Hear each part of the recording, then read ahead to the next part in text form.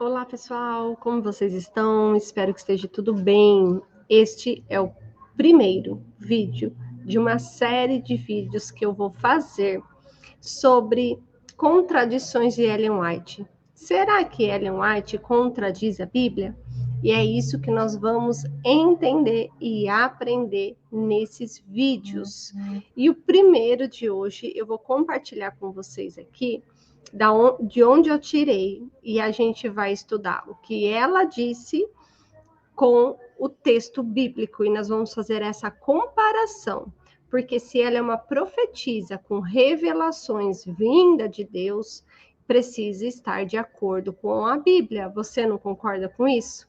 E vamos então analisar os escritos dela com a palavra de Deus. E eu quero colocar aqui para vocês, então, de onde eu tirei, tá? Esse escrito dela. Olha, tá aqui no site Ellen G. White, né? Aqui o site tá aqui. Jesus, meu modelo. Aqui o título tá: Cristo purifica a nossa adoração. Então, eu quis trazer para vocês saberem de onde eu tirei, então, esse escrito. E eu vou usar aqui a primeira estrofe para a gente analisar o que ela falou. E vamos lá, então. Eu transferi, então, para os slides esta fala, mas você pode entrar aí no site. Eu posso deixar até o link do site aqui abaixo para você depois analisar. E aí, vamos lá, então, ó. Cristo Jesus é representado como estando continuamente junto ao altar, oferecendo a cada momento o sacrifício pelos pecados do mundo. É ele ministro do verdadeiro tabernáculo, do qual o Senhor é construtor, e não o homem. As prefigurações simbólicas do tabernáculo judeu não mais possuem qualquer virtude, verdade? Não mais tem que ser feita diária e anual expiação simbólica, mas o sacrifício expiatório por meio de um mediador é necessário por causa do constante cometimento de pecado. Jesus está oficiando na presença de Deus, oferecendo seu sangue derramado como de um cordeiro morto. Jesus apresenta oblação oferecida por toda. Deixa eu ver se eu consigo mudar aqui, porque senão eu não vou conseguir ler. Por toda ofensa e toda fraqueza do pecador. Então, este é a estrofe ali que nós vamos usar para meditar em cima desta fala que ela teve, então, a visão que ela recebeu de Deus. E vamos comparar, então, se esta fala está de acordo com a palavra de Deus, certo? Então, a primeira parte aqui da fala dela, eu cortei por partes para a gente comparar com os versículos bíblicos, tá? A primeira fala dela aqui, ó. Cristo Jesus é representado como estando continuamente junto ao altar, oferecendo a cada momento sacrifício pelos pecados do mundo. Então, nós, né, como adventistas, eu como ex-adventista, aprendi que na data de 22 de outubro de 1844, Jesus saiu do santo, foi para o Santíssimo, e aí então começou uma segunda parte ali do propósito de Jesus. Não foi na cruz que Jesus perdoou todos os nossos pecados, segundo a visão adventista. Então, segundo a visão adventista, em 1844, Jesus passa do santo para o santíssimo e continua fazendo expiação pelos nossos pecados e analisando, avaliando cada um de nós para então julgar a nossa vida, né? Para julgar se estaremos salvos ou perdidos. E aí, então, a primeira parte aqui, ó, Cristo é representado como estar continuamente. O que é continuamente? Sempre, todos os dias, direto, né? Junto ao altar, oferecendo a cada momento sacrifícios pelos pecados do mundo. Nós entendemos que quando Jesus morreu na cruz, ali foi perdoado todos os pecados da humanidade, desde Adão e Eva até o último ser vivente, né, o último ser humano que vai existir antes da volta de Jesus. Todos os pecados estão perdoados, os pecados que eu cometi ontem, hoje, que vou cometer amanhã, Jesus já sabia e ele já perdoou esses pecados. E aí, em Hebreus 7, 26, 27, fala assim, ó, porque nos convinha um sumo sacerdote como este, santo, inculpável, sem mácula, separado dos pecadores e exaltado acima dos céus. Então, o povo aguardava um sumo sacerdote que fosse perfeito. E esse sumo sacerdote era Jesus, que não tem necessidade, como os outros sumos sacerdotes, de oferecer sacrifício todos os dias. Aí a gente já vê a contradição, porque lá ela está falando que Jesus está perante ao altar, oferecendo continuamente, a cada momento, sacrifícios pelas ofertas do mundo. E aqui ele está falando que não tem a necessidade, como os outros sumos sacerdotes, que se fazia antigamente, de oferecer sacrifício todos os dias. Primeiro por seus próprios pecados, né? Que aí o sacerdote fazia isso, que era primeiro pelos pecados dele e depois pelos pecados do povo. Porque fez isto uma vez por todas, quando a si mesmo se ofereceu. Quer mais claro que isso? Então, Jesus fez isso de uma vez por todas, quando ele se entregou naquela cruz para perdoar os meus e os seus pecados.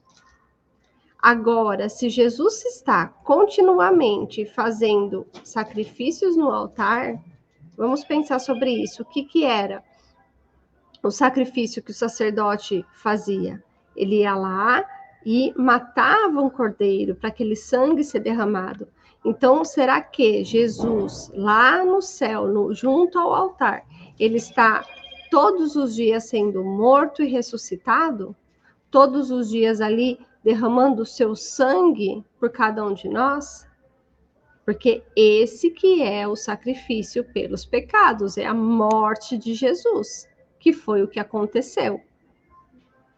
Mas Ellen White diz que ele está continuamente, e a Bíblia diz isso, que ele fez uma vez por todas, quando se ofereceu em sacrifício por amor de cada um de nós.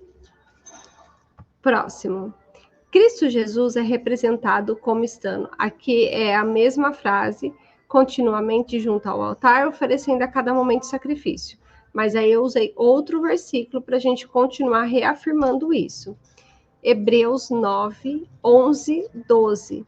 Quando, porém, Cristo veio como sumo sacerdote dos bens já realizados, mediante o maior e mais perfeito tabernáculo, não feito por mãos humanas, quer dizer, não dessa criação, e não pelo sangue de bodes e de bezerros, mas pelo seu próprio sangue, ele entrou no santuário uma vez por todas e obteve eterna redenção.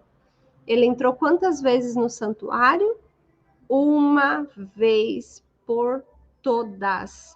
E a redenção foi quando? A partir de 1844? Quando que foi a redenção? E obteve a partir da sua morte e ressurreição uma eterna redenção. Os pecados foram perdoados na cruz. E por esse motivo, a partir daquele momento, todos nós estaríamos, aqueles que aceitam Cristo como Senhor e Salvador, estamos salvos, porque Jesus perdoou os nossos pecados, Jesus nos justificou. Então, temos uma eterna redenção vinda do próprio Jesus. Próximo slide. O mesmo ainda texto, mesma parte do texto, mas com outro versículo. Fala assim, ó, Hebreus 10:10. Epa, peraí. Nesta vontade é que temos sido santificados mediante a oferta do corpo de Jesus Cristo, uma vez por todas. Então, como será que Jesus está continuamente se oferecendo como sacrifício pelos nossos pecados? Sendo que ele fez isso de uma vez por todas, na sua morte lá na cruz? Ora, todo sacerdote se apresenta dia após dia para exercer o serviço sagrado e oferecer muitas vezes os mesmos sacrifícios, que nunca, jamais podem remover pecados. Jesus, porém, tendo oferecido para sempre um único sacrifício pelos pecados, assentou-se à direita de Deus, aguardando daí em diante até que os seus inimigos sejam postos por estrado dos teus pés. Olha que interessante. Então, aqui a gente tem 2 pontos. Jesus tendo se oferecido para sempre um único sacrifício. Então, ele não está no céu junto ao altar, continuamente, a cada momento, oferecendo sacrifícios. Ou a Bíblia está errada, ou Ellen White está errada. Em quem que você vai acreditar? Então, é um único sacrifício pelos nossos pecados. Assentou-se à direita de Deus. Está lá aguardando daí em diante até que os inimigos sejam postos por estrado dos seus pés. Então, Jesus se assentou à direita de Deus e vai permanecer até que os seus inimigos sejam colocados, então, ao estrado dos seus pés. E aqui a Bíblia não fala que Jesus estaria assentado à direita de Deus até 1844. Aqui não está dizendo isso. Então, a gente vê outra contradição de Ellen White. Agora, a segunda parte ali da primeira parte de todo o texto que eu li, né? A segunda parte de todo o texto fala assim, ó. As prefigurações simbólicas do tabernáculo judeu não mais possuem qualquer virtude. Não mais tem que ser feita a diária anual expiação simbólica, mas o sacrifício expiatório por meio de um mediador é necessário por causa do constante cometimento do pecado.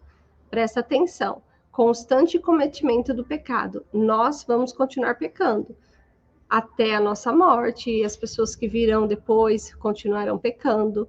Só que Jesus fala na palavra dele que os nossos pecados foram perdoados na cruz.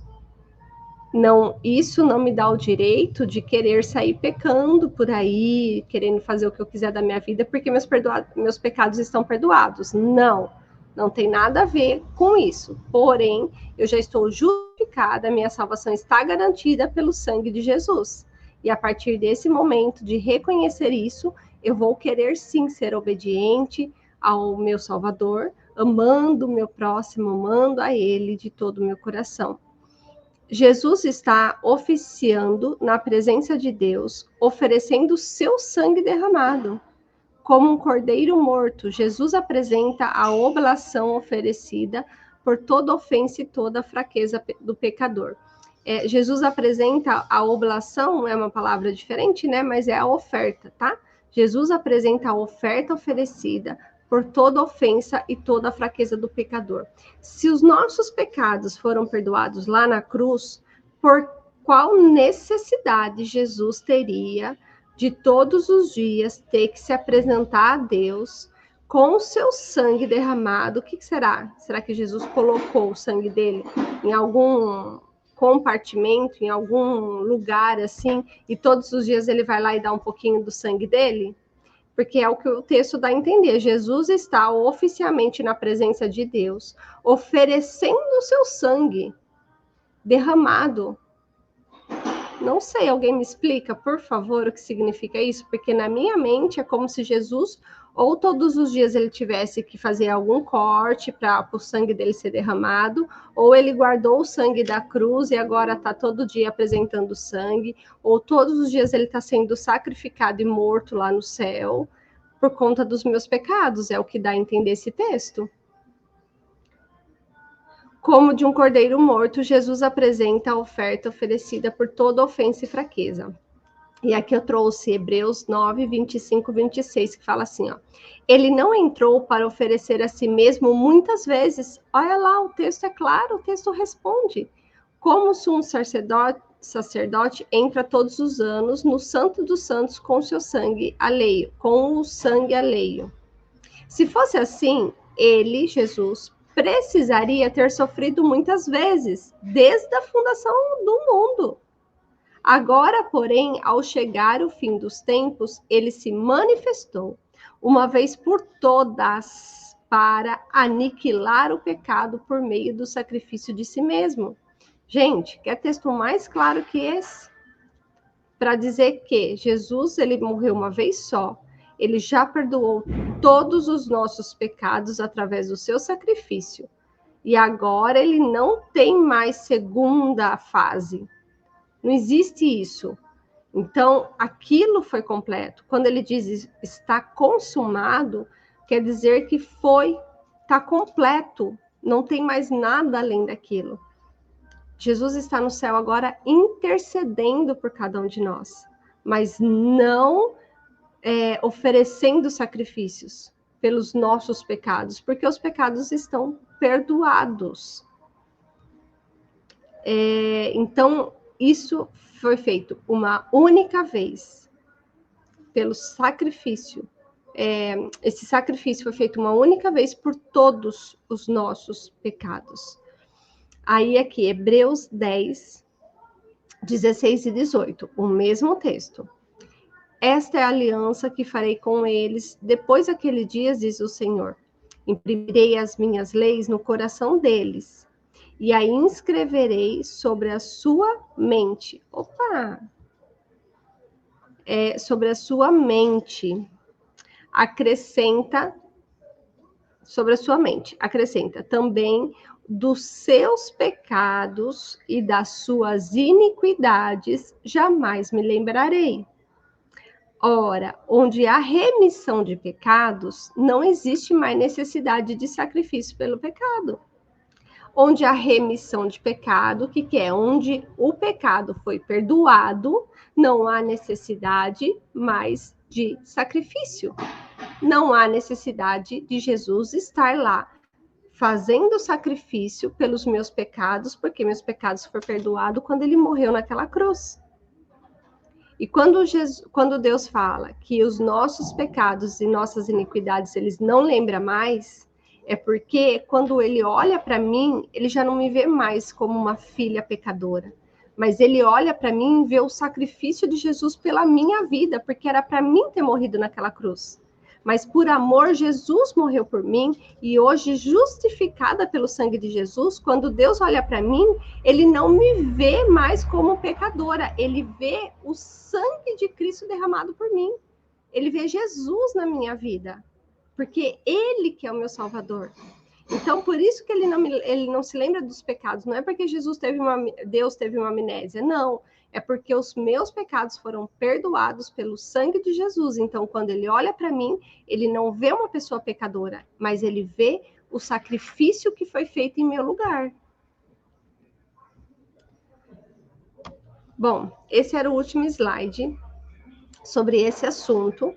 E eu quero continuar trazendo outros temas para comparar os escritos de Ellen White e o que está na Bíblia. Espero que tenha ficado claro para você a contradição do que a Bíblia diz e do que Ellen White mostra. Nós devemos escolher estar de acordo com a Bíblia, ainda que a Igreja Adventista tenha ela como a profetisa, nós vemos que muitas das coisas que ela falou não estão de acordo com a Bíblia. E se não está de acordo com a Bíblia, nós devemos rejeitar. E se ela falou uma coisa que não está de acordo com a Bíblia, ela é uma falsa profetisa.